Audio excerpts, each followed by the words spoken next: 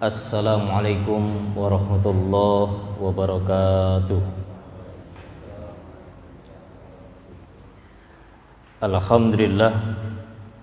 Alhamdulillahilladzi arsala rasulahu bil huda wa dinil haqq liyudhhirahu 'alad dini kullih wa kafa billahi syahida.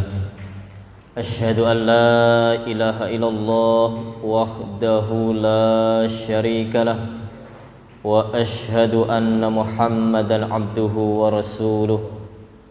Allahumma salli wa sallim ala nabiyyina Muhammadin wa ala alihi wa sahbihi ajma'in, amma ba'du. Jamaah salat subuh yang diberkahi Allah, bersyukur atas nikmat yang Allah anugerahkan kepada kita.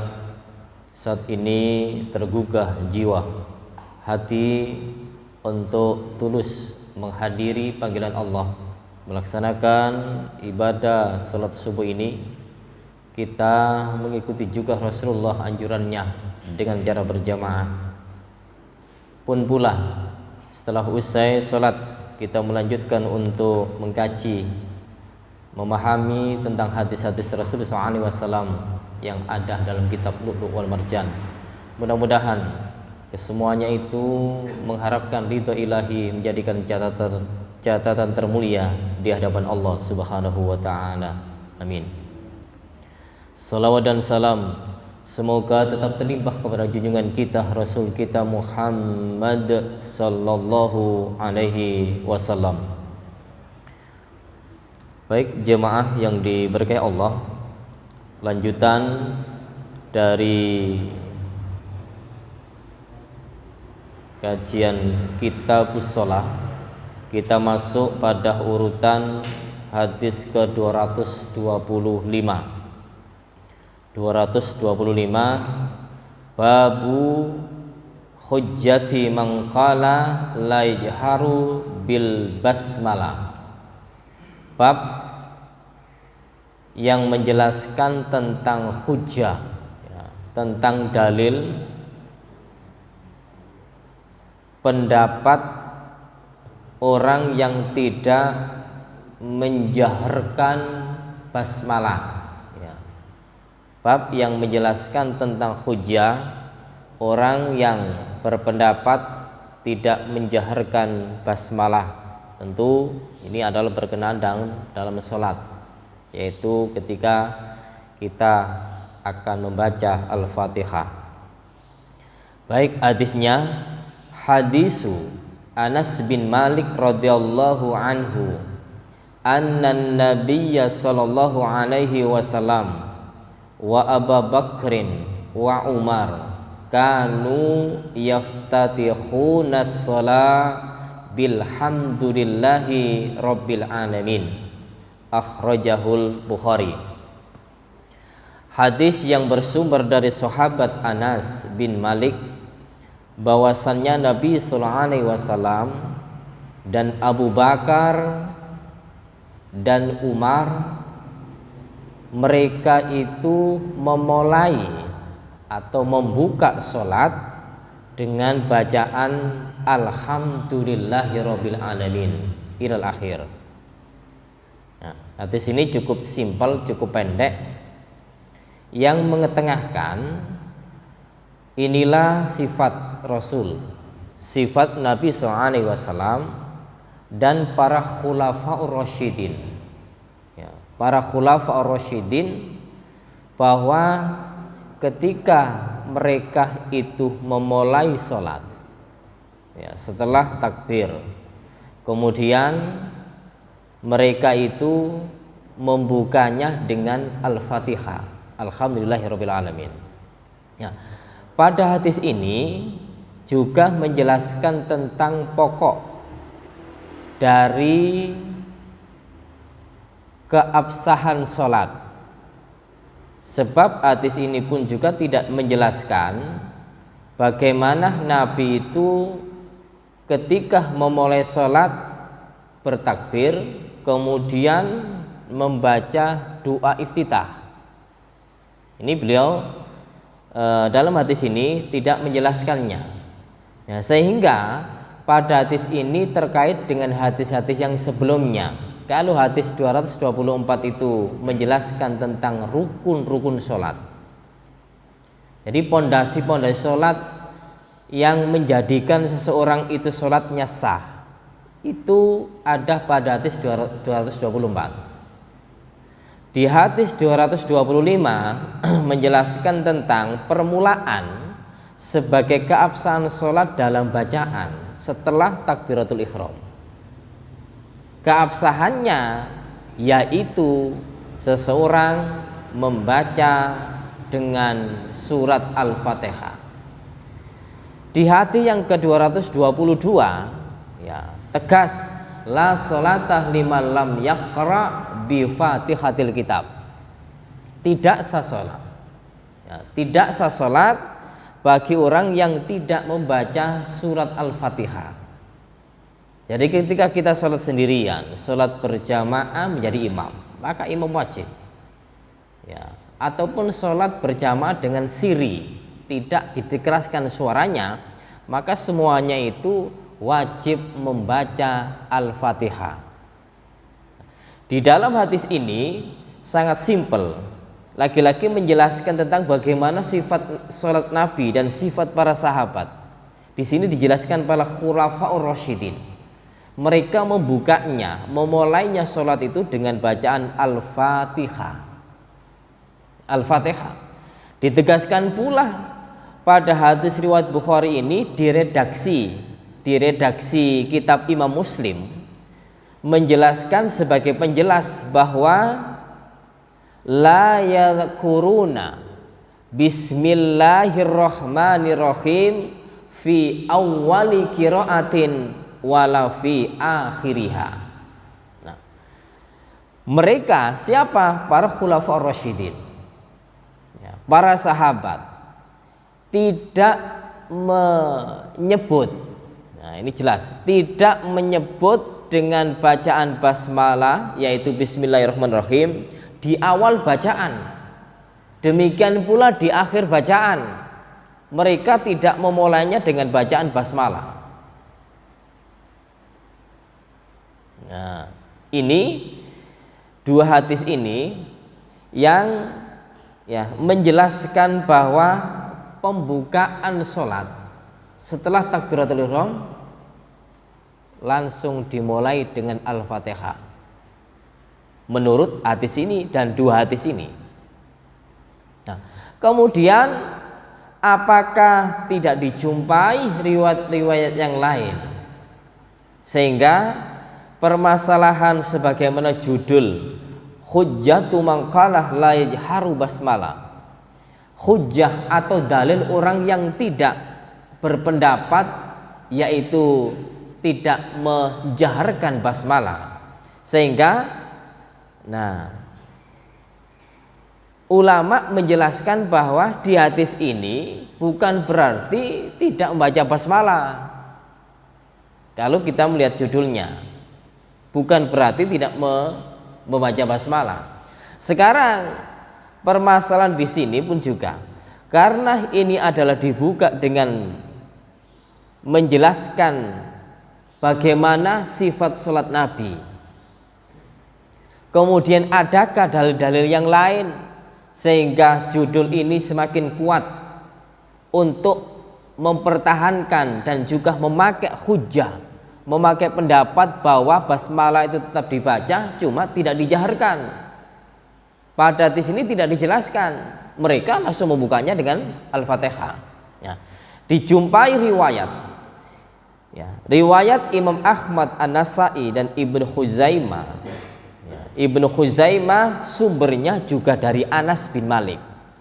Hadis ini adalah sumbernya dari sahabat Anas bin Malik, dan juga riwayat Imam Ahmad, Imam Nasai dan Ibnu Khuzaimah juga bersumber dari Anas bin Malik, sahabatnya sama.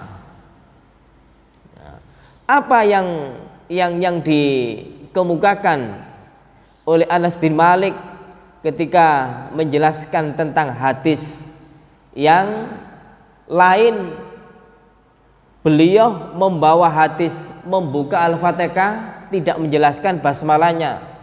Di hadis yang lain justru ada bacaan basmalah, tapi teknisnya yaitu bunyi hadis la yajharuna bi bismillahirrahmanirrahim. Nah ini la yajharuna bi bismillahirrahmanirrahim. Mereka itu siapa? Juga Nabi, juga para sahabat dan para khulafaur rasyidin tadi. Mereka itu tidak menjaharkan, tidak mengeraskan dengan bacaan basmalah kemudian Al-Fatihah. Nah, dan hadis ini justru menjelaskan tentang makna penafian. Artinya yang hadis pertama Imam Bukhari, hadis kedua riwayat Imam Muslim yang menjelaskan tanpa penjelasan basmalah, ini justru hadis yang dibawa oleh Imam Ahmad, Imam Nasai, Ibnu Khuzaimah yang juga sumbernya dari Anas bin Malik, menjelaskan tentang penafian, yaitu ketiadaan bacaan basmalah di dalam hadis yang tadi, tetapi justru menjelaskan adanya bacaan basmalah tetapi tidak dijaharkan. Tidak dijaharkan. Makanya ketika penggabungan dua hadis ini, hadis yang tidak ada penjelasan basmalah, hadis yang menjelaskan basmalah itu tidak dijaharkan, ini justru menurut Imam Ibnu Hajar Al-Asqalani dalam kitab Tawdihul Ahkam. Ya, kitab Tawdihul Ahkam itu syarah dari kitab Bulughul Maram karya Syekh Abdurrahman Al-Bassam. Imam Ibnu Hajar Al-Asqalani penggabungan dua dalil itu justru menunjukkan taujih hasan. Ya, taujih hasan yaitu penggabungan yang baik. Ya, penggabungan yang baik ini kami kutip dalam kitab Tawdihul Ahkam halaman 193 yang jilid kedua. Dan ini dimaksudkan hadis riwayat Ahmad itu riwayat Ahmad yang lengkapnya Sallaitu khalfah Rasulillah sallallahu alaihi wasallam. Abu Hurairah mengatakan, aku ini sholat di belakang Rasul sallallahu alaihi wasallam, wa khalfa Abu Bakar, dan di belakangnya sahabat Abu Bakar, wa Umar wa Utsman, di belakangnya Umar, di belakangnya Utsman, fakanu la yajharuna, mereka itu tidak menjaharkan apa? Bismillahirrahmanirrahim. Ya, tidak menjaharkan. Maknanya yaitu di dalam riwayat Imam Ibnu Khuzaimah diperjelas lagi makna apa sih la yajharu, tidak menjaharkan itu justru kebalikannya, sebagai penjelas, sebagai makna yang langsung tepat, yaitu kanu yusirruna, mereka itu mensirikan, ya, melirihkan bacaan basmalah dikala akan membaca surat Al-Fatihah. Nah, ini penggabungan yang memang ya tepat yang diungkap oleh Imam Ibnu Hajar Al-Asqalani ketika mengkompromikan dari dua dalil yang nampak secara zahir itu bertentangan, ya, ta'arud.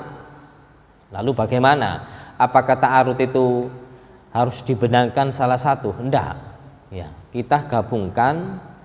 Apakah itu menghasilkan sebuah kompromi? Justru itu yang tepat, yaitu karena hadis itu sama-sama sahihnya, sama-sama sahihnya. Ketika rawi menjelaskannya, maka justru dua-duanya dipakai. Dua-duanya dipakai. Jadi maksud tidak ada redaksi basmalah di situ, dijelaskan pada hadis berikutnya, yaitu ada basmalahnya, tetapi tidak dikeraskan, yaitu disirikan, atau bahasa gampangnya liri, ya, liri bacaan basmalahnya. Ini. Nah, kemudian di hadis riwayat Nu'aim al-Mujmir, ya, Nu'aim al-Mujmir radhiyallahu anhu, shallaitu wara'a Abi Bakar, shallaitu wara'a Abi Hurairah. Saya ini pernah sholat di belakang Abu Hurairah. Nah, Abu Hurairah seorang sahabat yang banyak meriwayatkan hadis dari Nabi. Ini paling banyak, dan urutan sahabat itu adalah urutan pertama. Walaupun Abu Hurairah itu adalah ya bertemu Nabi, berkhidmat kepada Nabi tidak lama, ya minimal 3 tahun, minimal 3 tahun, ada yang mengatakan sampai 4 tahun. Ya, tapi kehidupan Abu Bakar itu tidak seperti para sahabat yang lain. Para sahabat itu kan juga mereka berkarya untuk punya skill, kemampuan berdagang, kemudian bekerja, sehingga urusan para sahabat itu ketika untuk urusan dunia selesai, mereka berkhidmat untuk urusan akhirat. Maksudnya juga mendekat kepada Rasulullah SAW. Namun Abu Bakar ini berbeda. Abu Bakar berbeda. Beliau itu berkhidmat di samping Nabi, ya, dan beliau juga bahasanya memilih akan kekurangannya untuk urusan keduniaan, sampai dikatakan bahwa orang miskin dari kalangan sahabat ya Abu Hurairah itu, ya, diantaranya Abu Hurairah itu. Beliau pun juga termasuk ahli sufa. Ahli sufa itu yang berada di dalam masjid,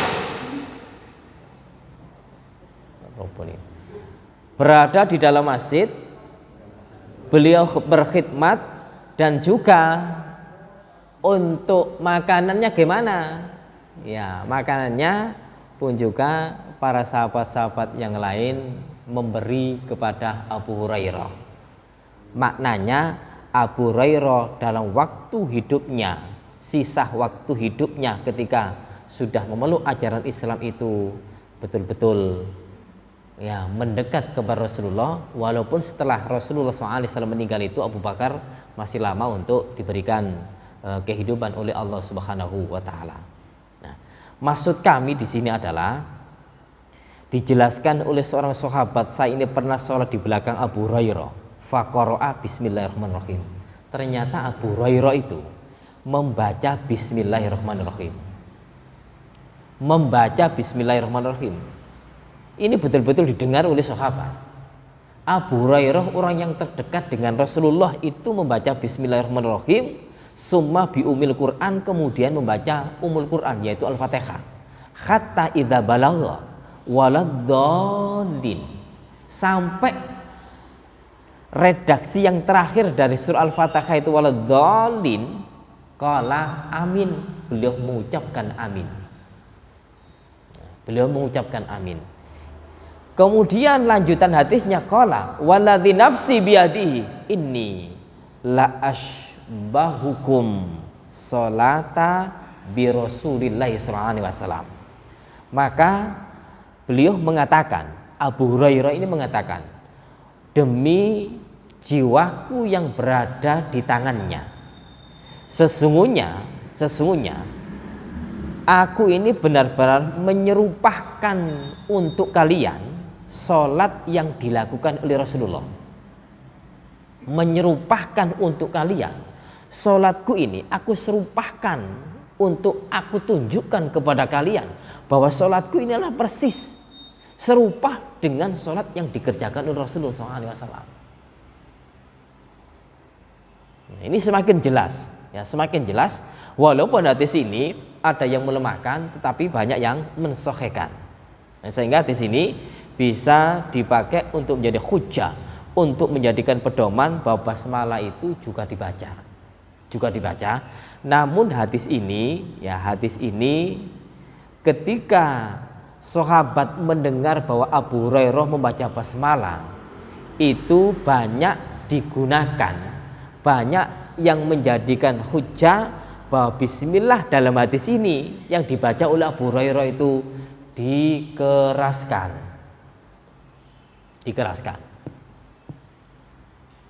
Nah, dari dua hadis ini, maksudnya dari sekian hadis tadi, para sahabat membaca basmalah dengan siri. Kemudian dijelaskan yang lain pun juga dengan siri. Permasalahan hadis yang sirih tadi untuk membaca basmalah, perihal tentang derajat hadis, kualitas hadis, tidak ada yang mempermasalahkan. Sementara hadis yang dipakai untuk membaca basmalah dikeraskan ini, ya ada yang melemahkan, tapi juga banyak yang mensahihkan. Namun hadis ini tetap kita pakai. Sehingga apa?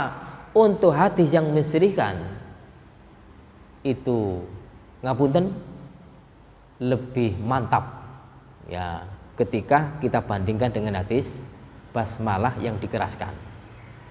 Namun bukan berarti urusan mantap dan tidak, tapi tetap kami ungkap urusan mantap dan tidak, tetapi dua-duanya setelah dikompromikan dari dua jalur ini, bahwa terus terang ya bacaan basmalah mayoritas ulama dan para sahabat dan juga ulama selain Imam Asy-Syafi'i pada umumnya memilih untuk melirihkan bacaan basmalah saat akan baca Al-Fatihah. Tetapi menurut Imam Ibnu Qayyim mengkompromikan dari kedua hadis tadi, yang satu siri, yang satu keras, itu dua-duanya sama-sama pernah dilakukan oleh Nabi Shallallahu Alaihi Wasallam. Hanya saja menurut beliau, beliau lebih banyak melirikan basmalah daripada mengeraskannya atau menjaharkannya. Nah, sehingga untuk ini kami sampaikan seperti ini sebagaimana tekstualnya hadis, ya tekstualnya hadis. Namun tetap ya dua-duanya itu pada dasarnya punya hujah, punya dasar, punya dalil, sehingga ayolah sesama muslim, ya mungkin ada organisasi satu dengan organisasi yang lain, tetap saling bisa memahami. Ketika orang yang siri memilih siri melulu, jangan menyalahkan terhadap yang menjaharkan. Sebaliknya, ketika orang yang memilih menjaharkan, itu pun juga jangan mengatakan mereka yang siri itu hingga tidak membaca basmalah, tapi justru tidak membaca di situ adalah justru membaca tapi siri, ya, tetapi siri. Nah, sebab dulu di salah satu tempat bahwa ketika sama-sama muslimnya di salah satu masjid, ketika orang itu sama-sama mengertinya, ketika bacaan basmalah itu tidak dikeraskan, maaf, di belakang seorang ustadz itu sampai tepuk tangan, ya tepuk tangan, maknanya tidak cocok, ya tidak terima kalau bacaan basmalah itu disirikan. Ini yang maaf kurang ya tepat, yang untuk mensikapi sama-sama saudara semuslim. Padahal sama-sama tahunya. Bismillah pun juga dilakukan oleh Nabi dengan keras, yang siri pun juga sama-sama dilakukan oleh Nabi. Sehingga dua-duanya ini boleh dipakai, namun menurut Imam Ibnu Qayyim ini justru pengkompromiannya adalah lebih banyak mensirikan. Nah, ini yang kami sampaikan pada kajian hadis yang cukup simpel ini, tapi melebarnya tentang urusan basmalah itu adalah cukup pelik. Lagi-lagi kesimpulannya untuk hadis ini tadi, ayo sesama muslim dalam hal urusan ini tidak menjadikan urusan yang besar ya, tapi urusan-urusan yang seperti ini biasa di kalangan para ahli fikih. Lalu pembahasan berikutnya pada hadis ini, apakah basmalah itu termasuk surat Al-Fatihah ataukah tidak? Nah, ini terlepas dari permasalahan yang pertama. Tapi permasalahan pertama, ketika hadis itu mengetekankan tentang membukanya dengan surat Al-Fatihah, permasalahan yang berikutnya adalah urusan memasukkan tentang bacaan basmalah. Nah, sekarang permasalahan yang kedua, apakah basmalah itu termasuk surat Al-Fatihah ataukah bukan? Ya, di dalam hadis yang sahih riwayat Muslim, hadis ini hadis qudsi, fa inni sami'tu Rasulullah sallallahu alaihi wasallam, sungguh aku mendengar Rasul sallallahu alaihi wasallam yaqulu, bersabda, qala Allah taala, Allah berfirman, qala Allah taala, Allah berfirman, qasamtu as-shalah baini wa baina abdi niswaini, aku telah membagi sholat antara aku dan antar hambaku dengan dua bagian. Wali abdi masalah fa idza qala al abdu, dan bagi hambaku apa yang dia minta. Qala fa idza qala al abdu, maka ketika seorang hamba itu mengucapkan alhamdulillahirabbil alamin, qala Allah taala, Allah taala mengatakan hamidani abdi, hambaku telah memujiku, hambaku telah memujiku. Ini menunjukkan dialog ya, dialog interaktif dengan zat yang maha kuasa dengan hambanya, seperti kita ketika kita sedang melaksanakan sholat, itu dialog langsung dengan Allah. Ketika seorang hamba itu mengucapkan alhamdulillahirabbil alamin, ternyata langsung Allah meresponnya dengan ucapan hamidani abdi, hambaku telah memujiku.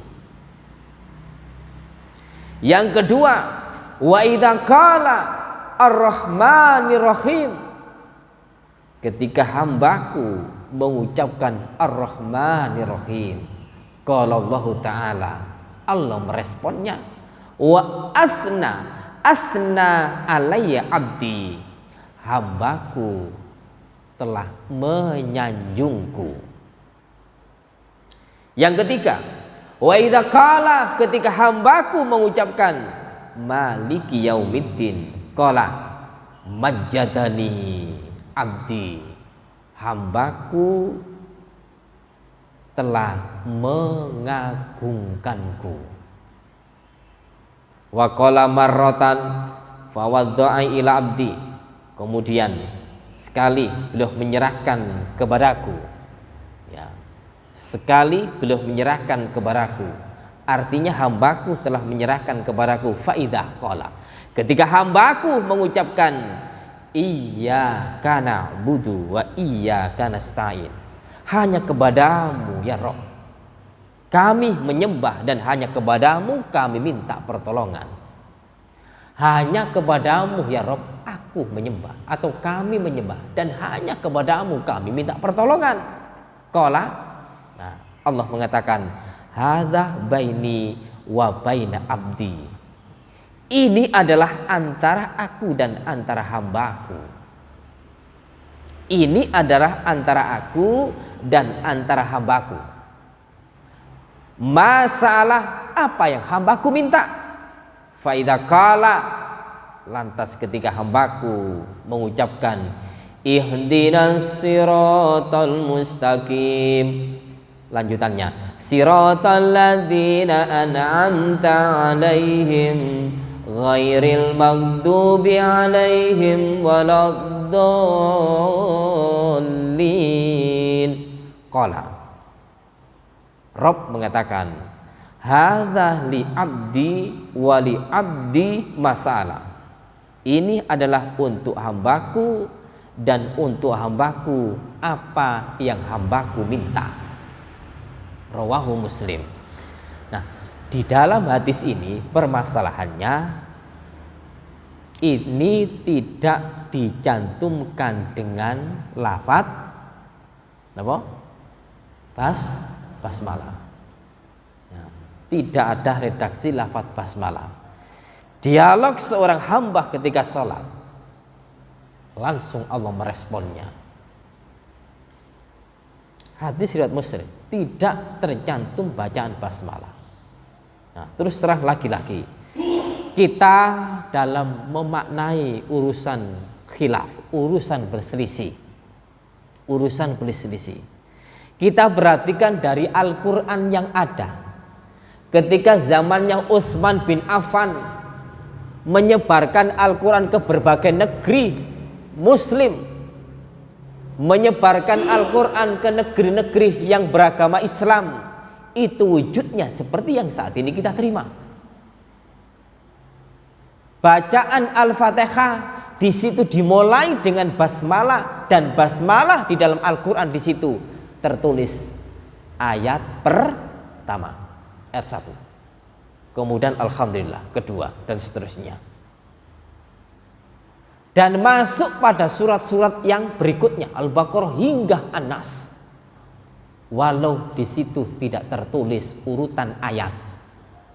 Bismillah ketika masuk di Al-Baqarah tidak masuk urutan pertama, tapi beliau berada di garis pertama.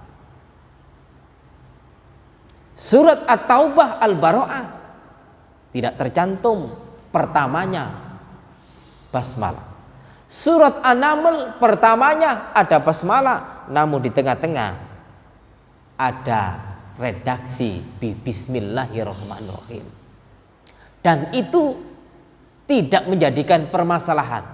Sehingga untuk urusan hadis-hadis yang ada, di hadis ini tadi tidak dicantumkan tentang Bismillahirrahmanirrahim. Kemudian Allah bilang qasamtu shalah baini wa baina abdi nisfaini.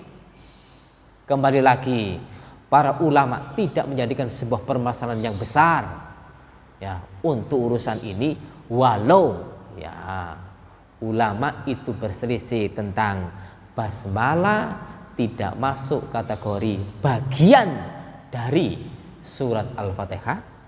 Yang berikutnya mengatakan bahwa basmalah itu terlepas, yaitu susunan tersendiri walau sebagai awal dari setiap surat.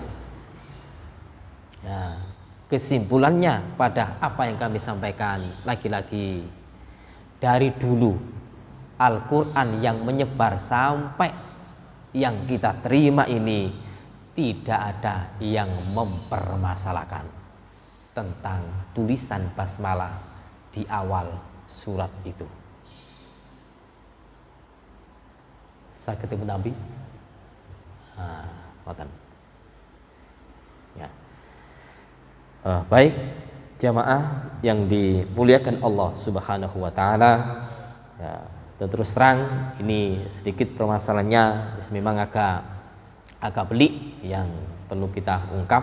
Namun bagaimanapun dari masalah-masalah yang ada kita harus jelaskan pada penjelasan ataupun syarahan hadis yang cukup pendek ini, sehingga untuk urusan basmalah lagi-lagi kesimpulannya basmalah untuk hal ini dari keterangan Imam Ibnu Qayyim lebih banyak mensyirikan, namun beliau mengakui basmalah juga dibaca oleh Rasulullah SAW. Kemudian untuk urusan basmalah masuk Al-Fatihah ataupun tidak, lagi-lagi dari dulu Al-Quran yang tersebar sampai sekarang, para ulama tidak menjadikan sebuah permasalahan yang besar. Kita konsentrasi, kita membacanya, kita terima, kita patuh bahwa Al-Quran dan As-Sunnah sebagai pedoman kita untuk menyelamatkan kehidupan kita di dunia maupun di akhirat. Amin amin ya rabbal alamin. Akhirul kalam, kita tutup dengan doa kafaratul majelis. Subhanakallahumma wa bihamdika asyhadu an la ilaha illa anta astaghfiruka wa atubu ilaik. Wassalamualaikum warahmatullahi wabarakatuh.